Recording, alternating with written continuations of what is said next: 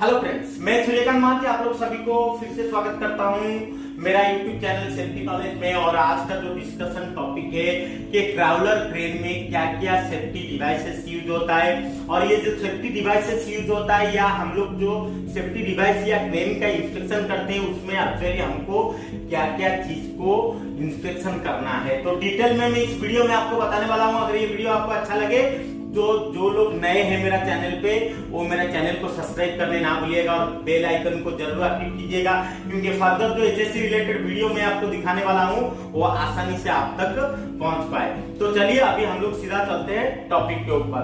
तो पहला चीज हो गया, मैं एक एक चीज करके बता रहा हूँ। ये जो ऑपरेटर केबिन आप देख रहे हैं, ये ऑपरेटर केबिन के अंदर AKSLI रहता है। तो SLI का फुल फॉर्म होता है सेफ लोड इंडिकेटर। तो सेफ लोड इंडिकेटर में आपको बहुत सारा चीज आराम से उसमें पता चल जाएगा, जैसे कि क्रेन का प्रेजेंट कैपेसिटी कितना है, और क्रेन का कैपेसिटी के हिसाब से अभी जो लोड उठा है वो लोड का वेट कितना है, क्रेन का रेडियस कितना है, क्रेन का बूम एंगल कितना है, ये सारी चीज क्लियरली आपको वो डिस्प्ले में दिखाई देता है। तो ये एक बढ़िया सेफ्टी डिवाइस है जो ओवरलोड के ऊपर भी कटअप करता है, या कोई क्रेन में दिक्कत होता है तो उस समय भी ये कटअप हो जाता है। तो देन हम लोग चलेंगे, यहाँ देखिए ये जो आप देख रहे हैं ये छोटा सा काउंटर वेट है, और यहाँ पे आपका over hoist limit switch fix किया गया है। तो ये over hoist limit switch fix करने का ये कारण है कि अगर कभी ऑपरेटर का ध्यान हटते हुए आपका हुक जो है वो ऊपर जाते गया और यहाँ पे टच हो जाएगा, तो एक समय ऐसा आएगा जैसे कि हुक यहाँ से रोप कट होके गिर सकता है। तो ये हुक रोप कट होके गिरने से बचाने के लिए ये ओवर हाइस्ट लिमिट स्विच को फिक्स किया गया है। तो ये ओवर हाइस्ट लिमिट स्विच में जैसे ही जाके हुक टच करेगा उस समय क्रेन का कटअप हो जाएगा, यानी क्रेन फंक्शन करना बंद कर देगा। और बहुत सारा क्रेन में ये क्या है, ये अलार्म भी देता है। तो अलार्म को सुन के ऑपरेटर को ये ध्यान में आ जाएगा कि यहाँ पे आपका हुक जो है जाके हाइस्ट लिमिट स्विच को टच कर चुका है। देन फिर नेक्स्ट सेफ्टी डिवाइस के बाद हम करेंगे, यहाँ पे वो सेफ्टी डिवाइस फिक्स होता है बूम के पास पूरा एंडिंग में। ये इसको हम लोग बोलते हैं बूम लिमिट स्विच, क्योंकि बूम अगर एक लिमिट से पीछे आएगा तो क्रेन टप्पल हो सकता है। तो क्रेन को टप्पल होने से बचाने के लिए, यानी बूम ज्यादा पीछे आने से क्रेन जो टप्पल होता है उससे बचाने के लिए यहाँ पे आपका बूम लिमिट स्विच फिक्स हुआ रहता है। तो बूम लिमिट स्विच जो है जैसे ही एक एंगल पे फिक्स किया जाता है, जैसे ही वो एंगल में आके क्रेन का बूम पहुंच जाता है तो वो बूम लिमिट स्विच के साथ टच हो जाता है, और बूम लिमिट स्विच के साथ टच होने से ये आपका सारा सिस्टम स्टॉप हो जाता है, काम करना बंद कर देता है। और कई सारा क्रेन में जो मैकेनिकल पुराना क्रेन है वो सारे में आपको उसमें अलार्म सुनाई देगा, जैसे ही आके टच करेगा वो अलार्म सुनाई देगा।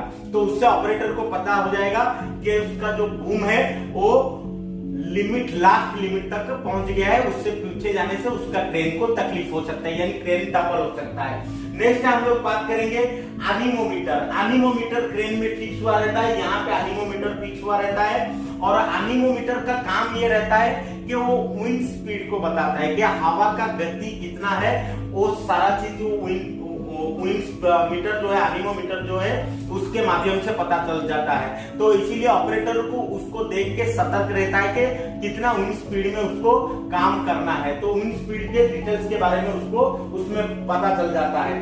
देन हम बात करेंगे कि यहाँ पे जो ड्रम रहता है अंदर में, तो ड्रम में एक ब्रेक रहता है। तो ड्रम में जो ब्रेक रहता है उसका काम ये रहता है कि ट्रेन जब फंक्शन करना बंद कर देता है या कोई मटेरियल लोड लेते होल्ड होके रहता है, तो उस समय उस ब्रेक का हम लोग यूज करते हैं। तो उस ब्रेक का यूज करने से क्या होता है ना, ड्रम कभी भी मूव नहीं करेगा। तो ड्रम मूव नहीं करेगा तो रोप फ्री फॉल होने का या बूम फ्री फॉल होने का कोई चांस नहीं रहता है। तो बूम और हुक को फ्री फॉल होने से वो चीज बता देता है।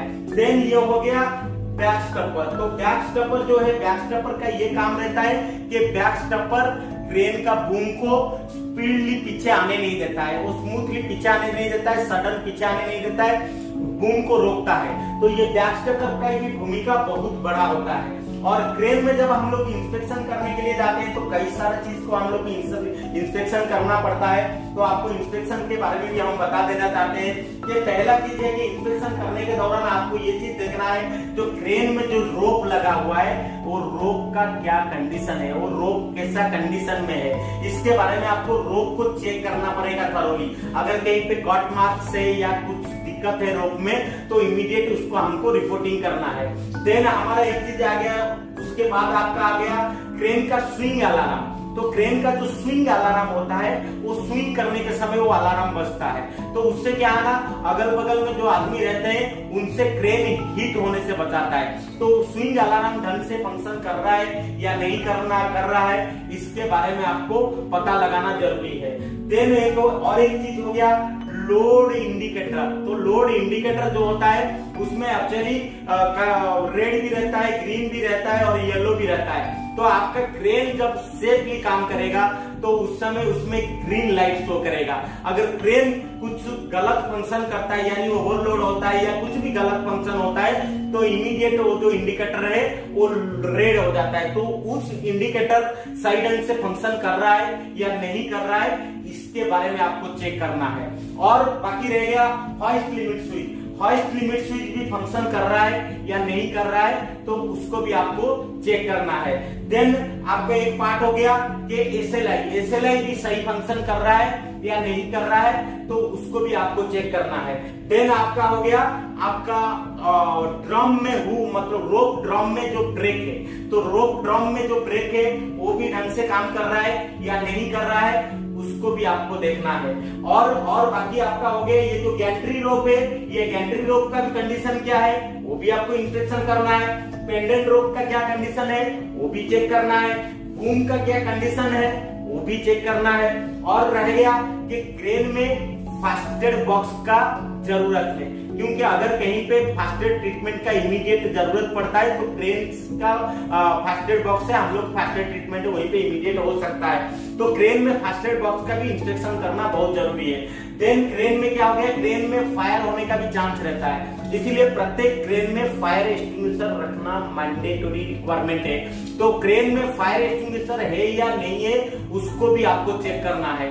देन आपको और क्या चेक करना है, ऑपरेटर डिटेल्स चेक करना है। जो ऑपरेटर है उसका क्या कंडीशन है, उसका लाइसेंस है या नहीं है, ऑपरेशन क्रेन ऑपरेट करने के लिए उसके पास जो वैलिड लाइसेंस चाहिए वो है या नहीं है। और ऑपरेटर का एक ऑथराइजेशन कार्ड होता है। ऑथराइजेशन कार्ड क्या होता है ना, ऑपरेटर का फिजिकली चेकअप होने के बाद, उसका आई साइट चेकअप होने के बाद उसको पीएनडब्ल्यू यानी प्लांट मशीनरी डिपार्टमेंट के तरफ से एक ऑथराइजेशन कार्ड इशू होता है।